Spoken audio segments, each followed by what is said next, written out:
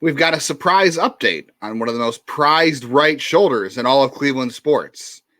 What, you thought I was going to talk about Cal Quantrill forever? He's already out of the news cycle. No, we actually have a lot to talk about in today's Locked On Guardians. The aftermath of yesterday's 40-man moves, where in the world you're going to be able to watch the Guardians baseball on TV the next couple of years and how that's going to impact the team, and some coaching moves that we should see soon. You are Locked On Guardians, your daily podcast on the Cleveland Guardians, part of the Locked On Podcast Network, your team every day.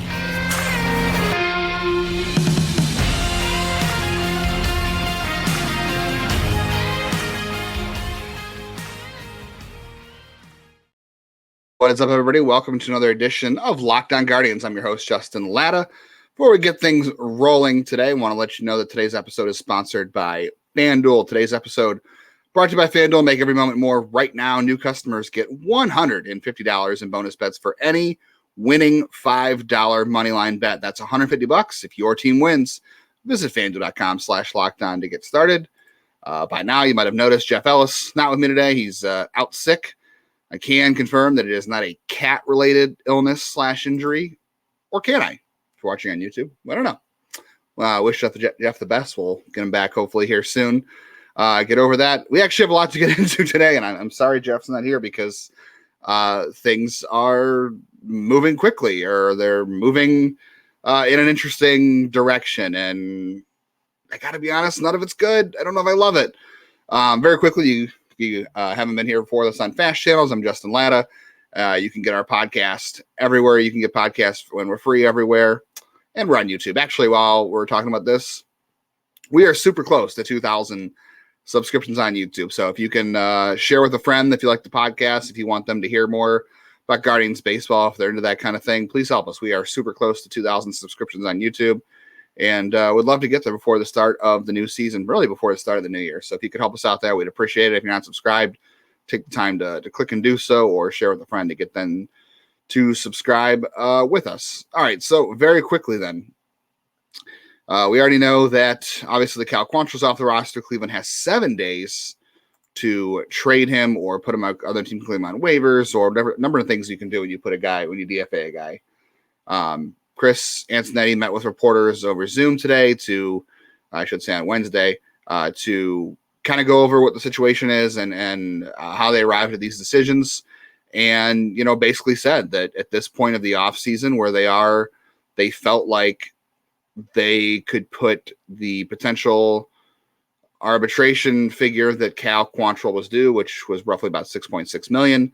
They felt that could be allocated in a better spot. And he's not wrong. I mean, Cal has, we talked about this yesterday a little bit, and Jeff's tweeted about it. He is not a pitcher that really has traditional stuff that you're looking for right now. And there's a lot of variance in his profile because he doesn't miss bats and he pitches to contact, and there could be a lot of regression coming for him. And he already had a rough year, and the injuries were there with him too. Really a lot of this comes down to, as well, is it's going to be money. And I hate to say it because I know we're going to have a lot of people talking about Dolan's cheap. This team can't spend money, yada, yada. And like I said yesterday, it's hard to disagree with that. It's 100% true. It's very hard to disagree with that right now because we're going to get into the Bally's TV money situation later on in the show. But it all ties to this right now. This franchise and a lot of other franchises are going to be cutting back payroll. They're going to be batting down the hatches a little bit until this TV money deal is all sorted out and teams can have an idea of where that's all going to come from. So there's a very financial element to this Cal Quantrill situation. And because they didn't trade him, they were trying to trade him. They said they had conversations before. They didn't get something done. Now they're hopeful to get something in the next few days. And what this does is, as we said yesterday, Jeff said this buys them a little bit of time to make a deal and create the roster spot. And Chris Antonetti said they didn't want to lose another player off the 40-man roster. And they didn't think they were going to tender Cal Quantrill a contract at the deadline anyway, so might as well just do it now. It speeds the process up a little bit on trade. That creates a little bit of sense of urgency with other teams who may or may not have been interested in trading for him. So I guess creating a little bit of sense of urgency to get something done helps them out a little bit, so they're not just sitting around and waiting. But I don't know if it's going to happen for sure. He may, with the way the offseason is going, somebody may not want to pay him $6 million. Cleveland certainly didn't, and I don't know, maybe another team won't either. So I guess we're going to find out. But there's a lot of implications to yesterday's moves that we still need to get into. The whole Shane Bieber thing. So this is really, we talked yesterday about the depth and whether or not you can trade Shane Bieber or not. And I think he's going to get about $12 million in arbitration. I'd have to go back and double check on that number. By the way, I want to go back to Travis Sawchik of the Score, friend of the show, cited cable revenue uncertainty as one of the reasons they DFA'd Cal Quantrill. And there's about 11 teams that are facing uncertainty this offseason. So this all plays in. But the real big thing here is, we talked about Cleveland possibly trading Shane Bieber this offseason because he's going to be a free agent next year and you want to get something for him now. And maybe you could make a trade where you get something back that helps you in 2024. But now that you've gotten rid of Cal Quantrill, and it makes it a little bit harder to trade Shane Bieber. And as I said yesterday, if the right trade pops up that can help them in 2024, I think Cleveland would do it. But as Jeff stated too, and I agree with him, I don't know if that trade's going to exist. I don't know if someone's going to give you enough to help you in 2024 to be blown away to make that deal, especially not in the situation they're in right now. But this really impacts their flexibility during the offseason, right? Because now, look, they're sitting on a bunch of infielders that we have no idea what they're going to do with. Are you going to play Gabby Arias at short next year? Tyler Freeman? Is Andres Jimenez playing second? Is Juan Brito going to force the issue? What are you going to do with all these infielders? So they could still make a move there. You have Brian Rocchio who needs a shot. All that could still happen, but they haven't found a trade for those guys over the last couple of off seasons when they've been trying to do it in the first place. We'll see if teams maybe pivot towards cheaper options now with the TV money being up in the air. But Shane Bieber kind of represented one of those players on your roster that if you did make a trade of him this offseason, and if you could get something back that could help you in 2024, and another piece or whatever, that was a way for this team to improve or try to change the roster up a little bit. Maybe go out and find an outfielder, find a trade partner that has a surplus in the outfield, like a Baltimore or whoever. And I don't know if this trade would have ever surfaced, but now it's a lot harder to do. You've lost that piece of flexibility.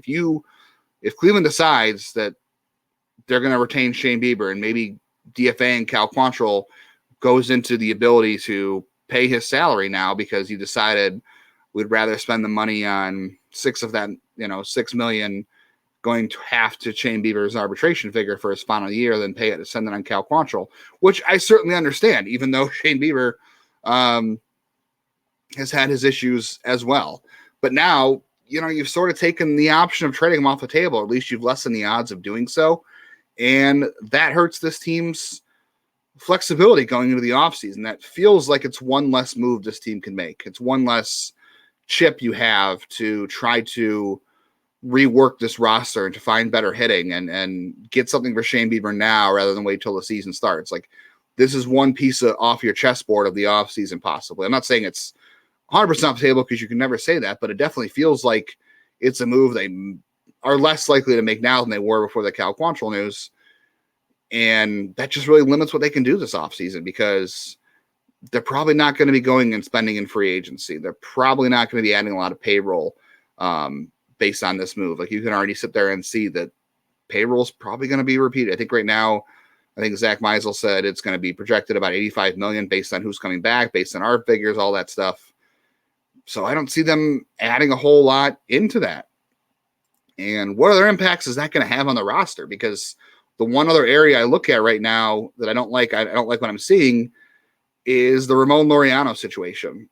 He's projected to be in the $6 million range for arbitration as well. And he played fairly well when he came here last year. And look, he's always hit lefties. He's a great defender. He runs well. He does a lot of things you'd like to see in your fourth outfielder. But based on the fact they felt like they could allocate money better from Cal Quantrill or somebody else. And maybe doing this helps them keep Ramon Laureano. Maybe, I don't know. But the thing that I feel like is the issue with Ramon Laureano is that they're paying Miles Straw that contract. It's not a big contract, but it's big. It's bigger now, and it hurts more now based on what they're paying and what they're not getting from Miles Straw. And what they could get everything they need from Miles Straw from Ramon Laureano, truthfully, and they could have much more roster flexibility, more payroll flexibility. Not that that ever really existed in Cleveland, let's be honest. They don't really have a whole lot of payroll flexibility. They really never have. But they are losing some flexibility because of the Miles Straw deal, because they could get what they need from Straw and Laureano, and they could open up the roster. But this Miles Straw deal now hurts a little bit more given their current financial situation. And maybe this won't be their financial situation forever. It might just be this way for the next couple of years. But the fact of the matter is TV money is changing completely. So that money that was there, that was guaranteed, is totally going to be up in the air, and it's going to change. The figure is going to change. It's going to change how all teams operate. It's going to change how the Guardians operate, which already was small budget. And I know what everyone's going to say. That's going to piss them off. And I'm sorry that we have to have this conversation. I don't like it either, because I don't like those comments, because it takes away from talking about the actual baseball team. And this is just the truth of the matter right now. So we'll see how things change over the next couple of years with TV money and stadium updates, which we're going to talk into as well. But I kind of wonder now, will they hang on to Ramon Laureano? Will they decide to non-tender him and try to bring him back on a cheaper deal, or figure out what they can do with him? Because it's the same cost as Cal Quantrill. Do they really want to pay Miles Straw's contract and Ramon Laureano's arbitration figure?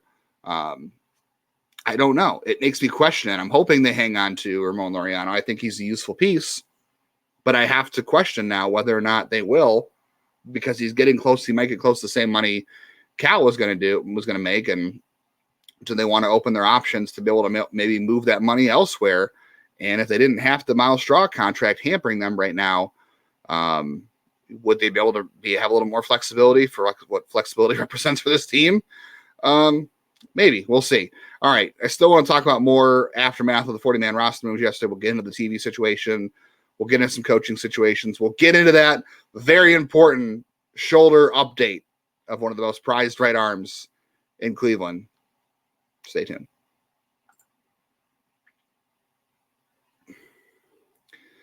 Well, before we get into that prized right arm on the Guardians, let's talk about that prized right arm on the Browns that is going to change the money line this week on FanDuel. You can still score this NFL season with FanDuel, America's number one sportsbook. Right now, new customers get a $150 bonus bets with any winning $5 moneyline bet. That's $150 if your team wins. So if you've been thinking about joining FanDuel, if you haven't yet, it's a good time to get in on the action. If you don't want to do the money line, I would not recommend on the Browns. I said yes, I don't recommend on the Browns because they were favored. Things have changed a little bit now, so maybe recheck that money line, or maybe consider that money line bet on another game. I think there's some pretty good matchups. I think we have, Arizona and Houston plays this weekend, and got C.J. Stroud and Kyler Murray. That should be a lot of fun. The app is easy to use, so if you don't want to do money line, you got spreads, player props, over-unders, and more. Visit FanDuel.com/LockedOn. Kick off the NFL season. FanDuel is the official partner of the NFL.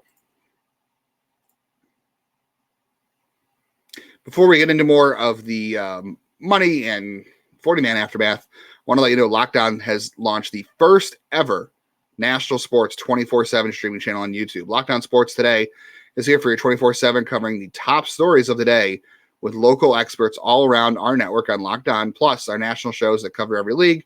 So if you want more of a 1,000-foot view of all these teams that you're listening to, the Guardians or Major League Baseball, go to LockedOn Sports Today on YouTube. Subscribe for the first ever national sports 24/7 streaming channel. That's LockedOn Sports 24/7.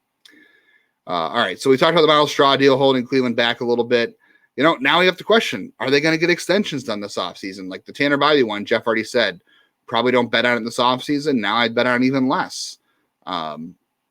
What additions can they make? Can they take on payroll? We don't know. Let's see what happens with the Ramon Laureano thing. I really don't know how that's all going to play out. We will see. I didn't think before this they were going to be active in free agency. The Cal Quantrill situation makes me think they will less. Maybe they will. That's the hope. They reallocate this Cal Quantrill money into an actual addition or an actual upgrade to this team somewhere.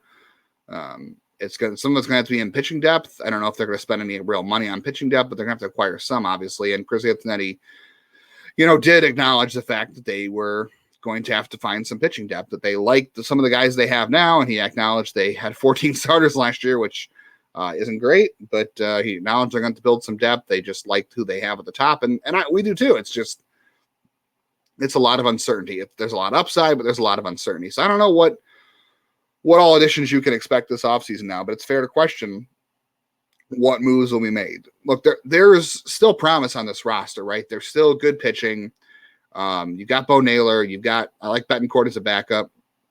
I like David Fry being around. I feel good about Andres Jimenez. You feel good about what you're getting from Jose Ramirez. Stephen Kwan is a productive major league player who you can start every day. If you wish you had guys that were better than him. Not that he can't start, but guys that didn't make him the best outfielder on your roster right now. But there are pieces here. Cleveland just going to have to get creative. They're going to have to get creative in how they do this. And Jeff and I talked about this. So what you can expect, we're going to have a show this offseason. We're going to have episodes all offseason long talking about trades they can make with every team. So we'll probably look at all 29 teams and see how Cleveland can get creative and how they can make a trade with other rosters and see what they can add that way. So we'll talk about even the AL Central teams. I don't know. We'll see if Cleveland will make a deal with an AL Central team. All right. Promise you an update on a shoulder. The shoulder of one Daniel Espino, who is now a member of the 40-man roster. So Chris Antonetti, in meeting with reporters over Zoom on Wednesday after the aftermath of the 40-man deadline deals and moves. Somebody was asked about Daniel Espino, and he said that right now he is recovering well. There's no timetable right now for anything with him. They're not, trying to rush things. Obviously, we already said they were going to be super conservative with him. Currently working on a plyometric program, which is those plyometric balls that they use. Currently not throwing off the mound, currently not in a throwing program. They hope he progresses to one here soon. But again, he said there's no timetable. So as of right now, Daniel Espino not throwing off a mound, not throwing bullpens. I don't believe he's playing catch either. So maybe he is playing catch at the least. I don't know. But he did say plyometric program, which is those plyometric balls that you see them use, those weighted balls. So there is that. No timetable for Daniel Espino's return right now. They're going to be super conservative about it. So that really makes you think that you're not going to see him probably until – I would be surprised to see him in a affiliated game. I could see him staying in extended spring training and working on stuff. If he's back in an affiliate pitching by May, I think that'd be great. That's really where I'm at right now. If it happens before, that'd be surprising. If it is back by May, it feels good. And then anything later, I would also expect that too. I'm just saying I think May is optimistic right now. I think June is probably more realistic. So that's where they're at with Daniel Espino. Okay, so very quickly before we get into TV stuff, I want to talk a little bit more about Kade Smith. Yes, we didn't get a chance to talk about him in depth yesterday, about him being at it. We talked about the story. We talked about him being an undrafted free agent who probably would have been drafted in 2020 had the draft not been reduced to 5 rounds. So that hurt him a little bit. We talked about his story and making the 40-man roster. Let's talk a little bit about Kade Smith's arsenal. So what he can bring to the bullpen. So this is a tall, lanky guy. He's got a deceptive delivery. He's 6'5", 230. Big dude. Very big dude. Have to like the experience he got in the World Baseball Classic. I forgot to run over the irony yesterday of Kade Smith getting added and Cal Quantrill being off the roster. The pair were teammates, signed up to WBC and on Team Canada. I know probably learned a lot from Cal Quantrill, other guys too. So Kade Smith's got a 3-pitch mix, basically. He's got a 4-seamer, a slider, and he throws a splitter now. That's kind of not a new pitch for him, but it's kind of a new pitch. And Cleveland worked with him during the season to kind of alter his pitch mix and the usage rates and all those pitches. Like I said, he reminds me a lot of Trevor Stephan. Trevor Stephan had some control issues in the minors too. We saw some of those kind of surface in the 2023 season at times. Kade Smith, super similar. I mean, they're the same. I think they're the same height, roughly the same weight. I think Cade's a little bit. No, they're about the same. They're about the same body build. Okay, I think Cade's a little bit lankier though. So yeah, he's got the splitter now, which should be a really good pitch for him. The slider has been a good pitch for him. The fastball, he can get up to the upper 90s. It has some arm side run. It's got some rise on it. Rising fastballs are starting to be a little bit less effective. We can talk about that later in the offseason and the data on that and what's happening there. But still, upper 90s fastball is good out of the bullpen. You always like that. You always like the ride on it. Splitter should give him, he should have 2 secondary out pitches. I think those are 2 pitches he can limit damage with. He should miss some bats with those. He's done a good job of that. The control really is the big thing for him. And some of that is also working out usage rates on his pitches and what he's learning. So I think Smith probably projects more as a 7. He kind of projects in the role that Trevor Stephan had when he first got here as a Rule 5 pick. He was kind of a guy who, I don't want to say he was a mop-up, but he kind of was in Rule 5, and that's not what Smith can be. But he is going to be young and a rookie, obviously, coming into 2024. I expect you'll see him at some point because you're going to need to shuffle relievers and guys get injured. So he'll hopefully, if he's healthy, he'll be up at some point this year in 2024 and really going to be a 6th or 7th inning. I don't know if he'll be a 7th inning guy this year, but that's who he kind of projects as. I could see him being a 7th inning guy here in the future, maybe a little bit more, but I think that's a pretty safe role for him. Ends up being one of those second guys out of the pen that can help you push towards the back end of the bullpen. You'll probably see him in a role where he's pitching in games where they're down a run or 2, or even games they're way out of. I don't expect him to break camp on the 26-man roster. I know I saw some people talking about that. I don't see that happening, but I do think he'll make his debut in 2024. I don't think that's controversial or anything, but I'm looking forward to it. Like I said, I do think there are some makings there of a Trevor Stephan type reliever who, got a contract. He earned it. And even though he took a step back a little bit in 2023 because he had some inconsistencies in his effectiveness, that's par for the course. And Smith will probably have some of that too in his rookie year. But what Stephan was able to do in 2023, I would not be surprised to see Smith kind of come close to a similar path. Even if it's not the same level of impact, it's going to be close. But still excited for him. I do want to talk about some of the guys that didn't get added to the 40-man roster, but I did want to do that with Jeff when we have both of us on here. If there's time today, I might run through some of those names, but I might save that for when Jeff and I are back together on the show. And just because we're kind of deep into this point and I still have a couple other things to talk about. I might throw some of it in at the end here. If I have time, we'll see. But we still got to talk about the TV situation, the money there, what's going on there, and some coaching updates. So all that coming up here on Locked On Guardians.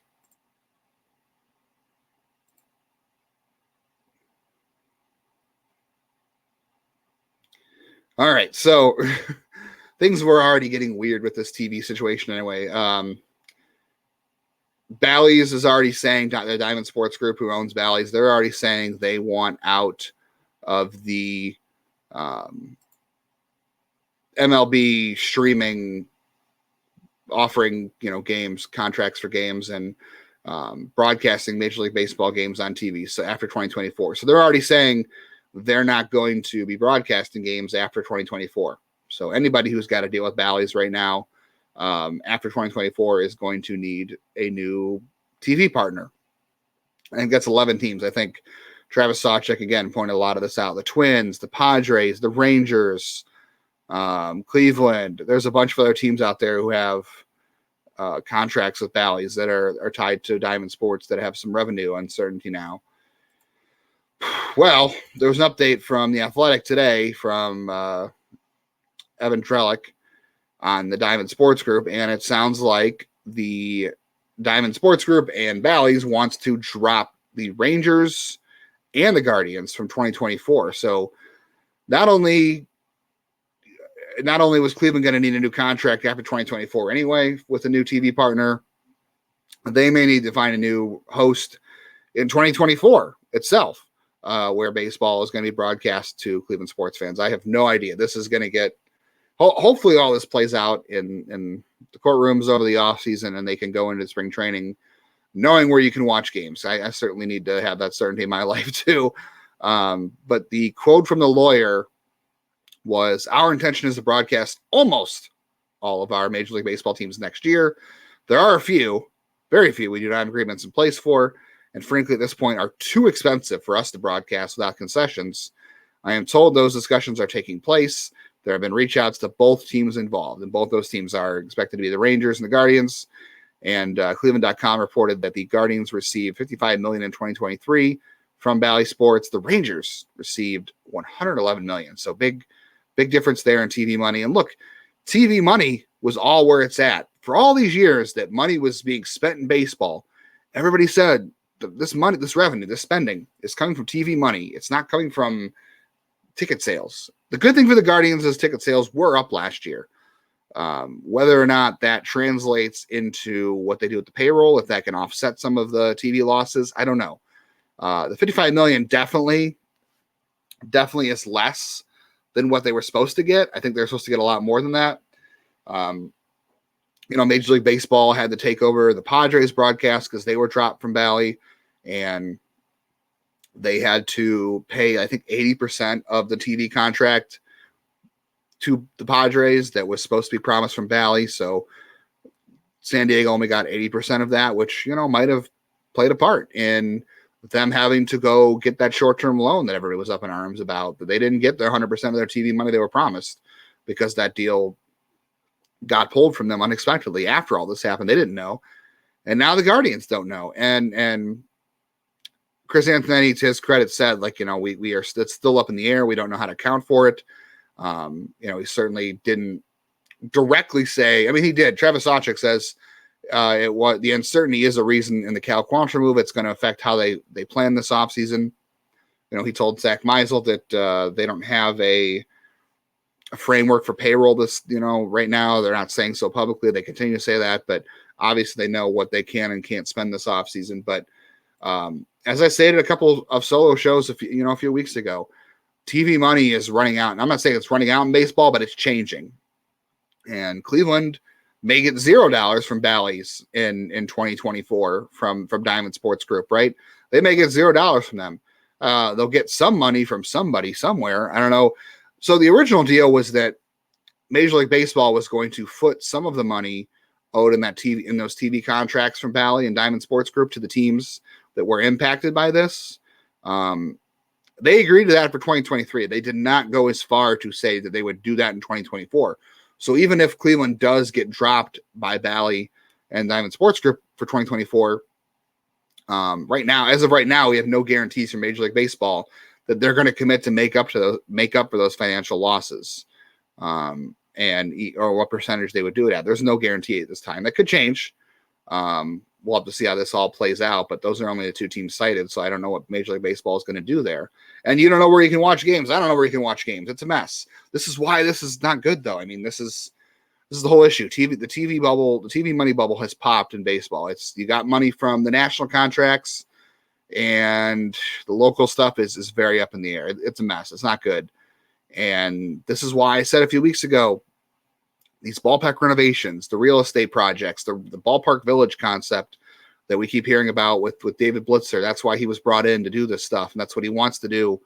That's why that's the future of revenue for Cleveland and for the Guardians, because the TV money is popping. It's gone. It's even if Cleveland does find a new TV partner next year, which they obviously will somehow, whatever money that ends up being will be less. Like, they already only got $55 million to begin with. There's probably nobody out there who's willing to give them a higher contract than that for a TV deal next year, because they see that the cable cutters are cutting into this, and carriage fees are expensive because you've got, money grubbing YouTube TV and all these other streaming services that want these places to pay an arm and a leg to carry their broadcast, their content, and they turn around, they put that on the subscribers, and the subscribers hate it, and they pull the plug on their subscription. So it all connects together. It's a mess. It's a greedy business. It's a crappy business, and it's crappy consumerism. So the TV money just isn't going to be there. It's going to be less than it was in the past, and that's why I keep saying the ballpark village thing is super crucial, because if they make this work,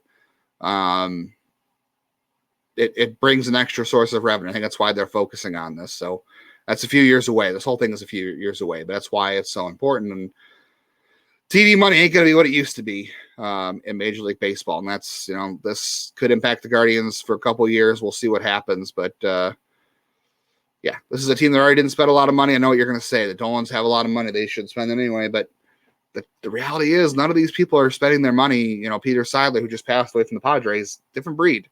We don't have a lot of those guys, unfortunately. And these people don't spend their money they spend it based off revenue.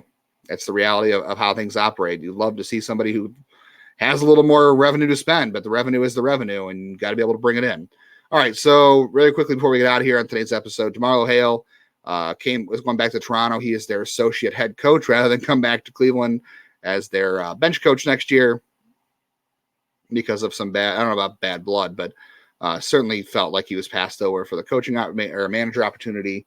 So he goes back to Toronto, and he is kind of their fall guy now, or fallback guy if they decide to can John Schneider next season, who was on the hot seat this year in Toronto. So Hale might be a step away from being a major league manager in Toronto. And then Chris Antonetti said on the call too with reporters after the 40-man decisions that they hope to have the coaching staff in place before Thanksgiving. So that's next week. We should see the coaching staff filled out by then.